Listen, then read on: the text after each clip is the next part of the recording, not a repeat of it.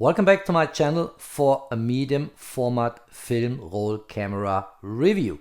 And it's been a while that I talked about shooting film, and this time I have a real beauty here in front of me. It's the Rolleiflex 2.8 GX edition, and if we turn it around, we see here this is about 60 years of Rolleiflex from 1929 to 1989. This is really an iconic camera. Maybe besides the Mamiya 67 series and the Hasselblad 500 series, one of the most iconic cameras of all times. And in this video I want to introduce this camera. Yes, we are living in the digital age and most of the content on my channel is about digital photography, but the look you can achieve with a camera like this, with a film format, and we see it here, 120 film, 6x6, so really medium format size, is something unique. And the shooting experience with a camera like this is also unique and gives you a really positive flow. Let's kick this off.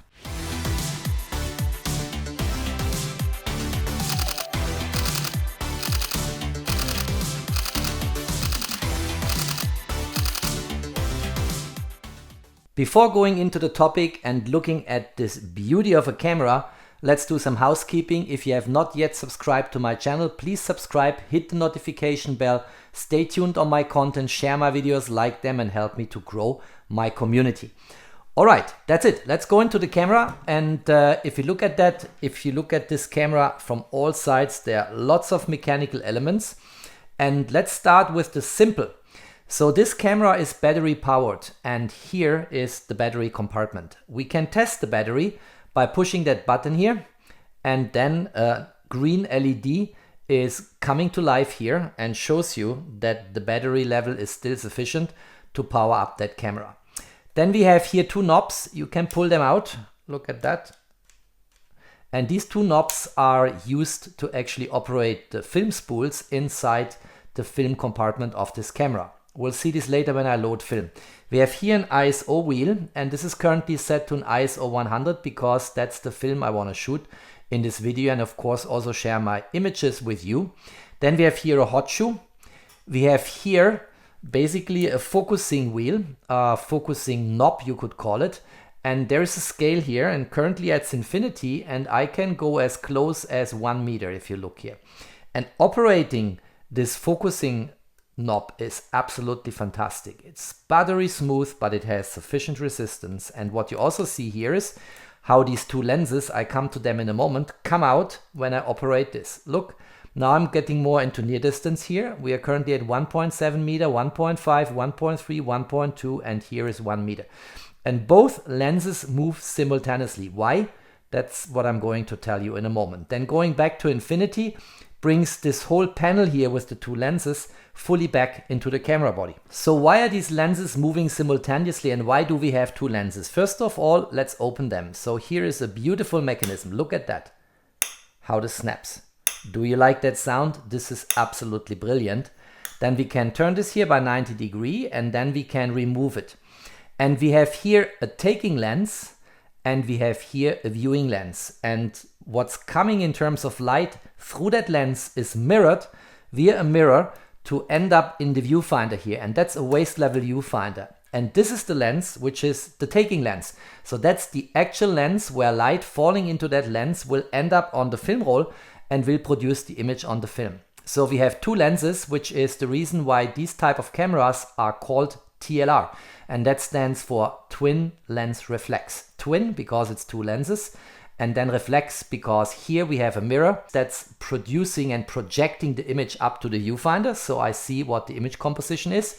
And the taking lens is the one that finally brings the image, generates the image on the film if it is exposed to light. Very nice. And if you look at them both, so this one here, the taking lens is a planar, widest open f2.8, and the focal length is 80 millimeter. And if you want to get this into a full frame equivalent, we are talking here about a normal lens. And then here on the viewing lens, of course, we have the same focal length. It's 80 millimeter. This is a high-dose matte, and widest open is also an f2.8. So everything that happens here happens in sync. Just that here, this lens is only for viewing in the waist level viewfinder, and this lens is for taking and the light falling through that lens ends up on the film roll and projects the image. Very simple. We have here a scale and a little window. Let me try to show this. And here I can steer with these two knobs here. If I turn them, I can steer my aperture and my shutter speed. And here the first one, if you look at that, this is my aperture. So widest open, if you look here, is an f2.8, and then we have half stop, then we have f4, half stop, f5.6, half stop, f8, and so on. And we can stop this beast down to f22. And on the other wheel here, we basically have the shutter speed. And here I'm currently in bulb mode. You hopefully see that little B. And then we can go to 1 second, 1/2 seconds, 1/4 of a second, 1/8, 1/15, and so on. And the fastest shutter speed here on that camera is 1/500 seconds. Simple like that. And of course, if you have your ISO information here, which old school is still called ASA, and you have your aperture and your shutter speed, you basically control the light triangle and can determine your exposure. So that is very simple. What else do we have here? So we have here a waist level viewfinder. Let's pop this up. Listen to that sound. Oh my gosh, this is beautifully retro. I love it. And we also have here an additional magnifier that comes up. If I push here on this front door here, then it comes up, and with this magnifier you can actually focus, if you get the camera close to your eyes, very, very precisely. You can also push that door completely in and then it locks, and then you actually have here an eye level viewfinder. It's only a rough approximation of what you see later on film, but it is something people claim to use for sports and action. Well, whether this is really a sports and action camera, I have serious doubts, but there are people who manage to get some reasonable shots out of it also in sports and action. And if you want to get this door back in place, just push here a little bit, tiny little bit, and then you can pull the magnifier down and you can close that whole thing and it snaps in. Beautiful like that. Just a beautiful camera. We have here two levers. Here is one, and on the other side is the lever, and if I press them down, I can remove here the top part of the construction and get access to my focusing screen. And this is simply done by pulling this up here. And now you see here the focusing screen. And the focusing screen actually has a rangefinder functionality. So this is like with Leica M rangefinder cameras. You basically see in the rangefinder whether the image is sharp or not. And you can also remove this here and replace it by different focusing screens. Look here, beautiful. My one is a little bit dirty. This was of course second-hand, but it is getting the job done, as you will later see in the sample images. And then of course you can bring this back here and gently pushing down these, and then it snaps in again. For these mechanical film roll cameras, you get such satisfaction from assembling and disassembling the parts. Listen to the sound. Wow. This is just perfect. All right, so this is the waist level viewfinder with the focusing screen. What else do we have? We have here a crank, so you can basically in this way transport the film forward. Then you take it back and cock the shutter. You put it back, and now the shutter, which is this one here, is cocked, but currently it's locked. There is a lock lever here. I need to put this to the green dot here, and if I do that, I can actually release the shot. Listen to the sound. It's actually pretty silent for a mechanical camera. Let's do this again. Let's wind it, transport the film. If film is in the film compartment, you will feel some resistance here. Bring it back counterclockwise, place it in. The shutter is cocked, and now we can take the shot. Very nice. See, now it's no longer cocked. No possibility to take the shot. One more. Transporting the film, getting it back. The shutter is cocked, and now we can release the shot. Beautiful. Okay, what else do we have? We have here some mechanism to get some shoulder strap mounted. It's on both sides, of course. We have it here and we have it here. And we have here this lock lever. So we put it back. So now it's locked. You cannot press the shutter release button. And then we have here, of course, the film compartment. Before I do that, let me bring back here this beautiful protector, the lens cap, so I don't accidentally touch on the lens. And this is done by just pushing here in the direction of the arrow, then getting this up, and now we can open the film compartment. Look here. Beautiful. In this way you can also clean the taking lens from inside if you want, from outside and inside, and this one here is in pretty good condition. And that's the way it works. I will in a moment show how to load this with film. Let's bring this back. Let's get this down here. Let's get this lever in the counter direction of the arrow, and then it snaps in. Again, listen to the sound. Beautiful. The Rolleiflex 2.8 GX has a light meter integrated, which is super convenient. So you don't need an external light meter to get your exposure right. So let's try to illustrate this quickly. Let's remove the lens cap. Beautiful. I just love it. Look at that. And let's also remove for a moment here this one, so we see directly what's going on here. Now we have here our aperture setting and the shutter speed, and if I half press the shutter button, LEDs will flash up here, and you see this means now it's overexposed by at least one f-stop. Let's now play a little bit with the parameters. So let's go here. If it is overexposed, let's close the aperture more, and let's see when it switches to amber. Let's also play with shutter speed. We make this faster. You see now it's flashing amber. Amber means half a stop. On the right hand side, amber means half a stop overexposed. Let's get this faster. Then it is half a stop underexposed. And now playing with the aperture a little bit, it becomes green. And that means now when it is green, let's half press the shutter button again to see this. If it is green, we have the correct exposure. So that's the way this works. Let's do this once more. Let's look here into an aperture of f5.6. You see this here, f5.6. And then let's make the shutter speed faster. Now we are already in the amber region, so half a stop overexposed only. This would take us already to half a stop underexposed at 1/500 seconds. So it's somewhere here, 1/250 seconds at an f5.6. In this case, given the ambient light we have here in the studio, this is the correct exposure. So that's the way it works. It's very intuitive, very simple, very easy to handle. We have here a little window or a little aperture, and you see here basically the frames in the film, what you exposed already. So if this is at a count of 3, you know you still have some shots which remaining on the film roll. And that's basically it. That's all that's about to say. Here's a flash sync port.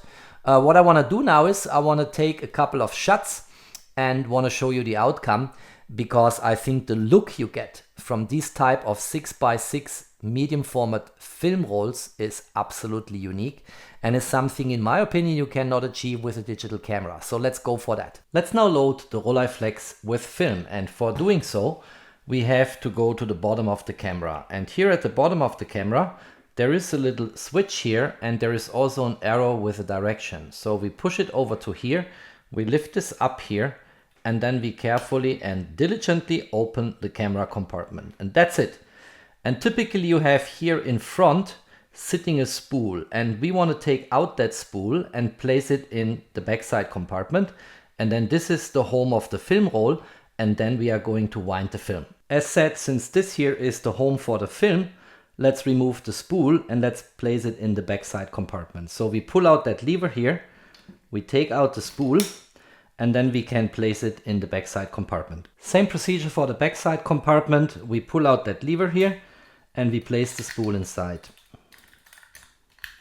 Simple like that. Now the spool is placed where it should be, and we have space here for the film roll. And by the way, we can check now if the crank is working. So we get it out, we start to wind it, and you see now here the spool is rotating in the way it should rotate, so we can actually place the film roll inside the camera body now. The film I'm loading is a standard Kodak 100T Max. It's an ISO of 100.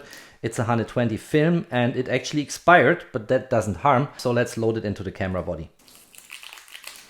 Okay, that's the film roll. Easy like that. Let's open this up here. Here we go. By the way, let's remove the sticker here so we have some idea. I'll show this later to place this at the back side of the camera body. So let's load the film roll inside. We push it in here gently. We pull that lever. We place it. It's firm now. If the lever switches back in, it's firm. And now let's not make a mistake here. There are lots of tutorials which show you on YouTube that you actually have to get the film under this metal holder here, but that's not what you should do for the GX. Let me try to illustrate this. So a lot of people show you, let's get this out a bit, that this should come under this metal holder here, and then you wind it. But that's not how the GX is loaded. And here is a quick glimpse into the manual where you clearly see in the illustration that it has to go over that metal holder, and then we need to get it here inside. So let's try to do this. So, and then let's try to stretch it, get it firmly, push it gently, start to crank it here and to wind it. And then once in a while, it is so difficult to do this in front of the camera, but now we are good to go. This is now working, so I can wind it. In the winding process, it's very important that you wind as long as it requires to get that arrow here between these red dots. That's very important. So let's wind it until we get there. And now we are good to go and can close actually the camera. Go back here, close it up. And now the film is loaded in the appropriate way. You see here actually, by the way, on the mechanism that it is locked firmly, which is quite nice because the film should not be exposed to light before we actually start shooting here. And then the last item of, let's call it housekeeping, is that I put for myself a marker here on the backside of the camera body what type of film I'm shooting, so I know exactly what it is. Now we can crank and wind the film, and we do this until we see a 1 popping up here in that little window here. So let's do this, and it's very easy, very nice. Here we go. And then it snaps in, so you hear that click, and then you go back here and you lock it in, and you're good to go for your first shot, which I'm not doing here because I don't want to waste that image. By the way, I also still have the original box in which this camera back then was shipped, and I also have a brochure here about the Rolleiflex 2.8 GX, and this is just really a pleasure to look into that and to look at the sample images. There are some really well-renowned photographers like Vivian Maier who used to shoot with the Rolleiflex. And you see here how the guy is getting his eye close to the camera, and the footage coming out of these cameras is really not from this world. And here's an interesting article in German, of course, where Rollei actually points out that this lens here, this one here, the planar widest open f2.8 80mm, is indeed a Carl Zeiss lens, and it is produced by Rollei in Germany under a license they got from Carl Zeiss. So there is, of course, really legendary history behind this lens, behind this camera. And I can only recommend, if you have been a digital shooter all your life, and you very likely then are a younger person, then this is an experience you will not regret to make. But let's now look into some sample images I shot with 6x6 film and this Rolleiflex 2.8 GX edition, and then let me conclude the video. Let's look just into give or take a handful of sample images in order to show you what such a 6x6 medium format film camera can deliver. And first of all, in every image you will see this is a look and feel which you hardly can achieve, or probably not achieve at all, with a digital camera. It's very unique, and I'll make a few points and explain what I mean by that. First of all, here's a portrait, and this is pretty sharp, right? If you look at this planar widest open 2.8 80mm lens, it delivers a pretty sharp image. If you look at the dimension, I scanned them all and digitized them with about, give or take, dimensions of 5000 times 5000, a little bit more, a little bit less, depending on how it played out. And this is really a sharp image. Look at that. The structure of the skin is there, you know, the necklace is there. It's really a very, very sharp image. And you can easily convert, you know, the prints you have from a 6x6 film into digital footage, and then use that digital footage in social media or in your projects or whatever. It's really a very sharp lens. And, you know, on the film, you get a lot of details out of it. Here's another image. If you look at that, it is dreamy. And if you see here in the background how this is rendered, there is a very special transition between the sharp foreground to the fuzzy and blurry background in medium format photography. You get this already to some extent with the Hasselblad X2D and the Fuji GFX. You get it even more if you use a Phase 1, because there the sensor is even larger. And here with a 6x6 film, you actually get a very, very interesting transition between sharp areas of the image in the foreground to the blurry background. And that is something which is unique in film photography. And as I said, the way these images appear, this is something I don't think I can achieve with a digital camera. Let's go to the next one. Just a little bit of vegetation here. And again, here on that stone, look at that rock, or here the plants. You see a lot of details in these images. And that's absolutely no problem to digitize them and scan them and use them then later as digital footage. And it preserves the character of an image taken with film. Very nice. Let's skip this one here. Look at this here, playing in black and white, you know, with shadows and the way the sun was falling on that mobile basketball hoop here. And again, let's crop in here. This looks good, right? A lot of details and a lot of character in that image. I like it a lot. And anyway, you know, I think that black and white photography, and here we have a black and white film, is anyway the best instrument to set light and shadows in scene. Here you see again a very interesting transition between the sharp foreground, pinpoint sharp, and a very, very dreamy and blurry background. Look at this.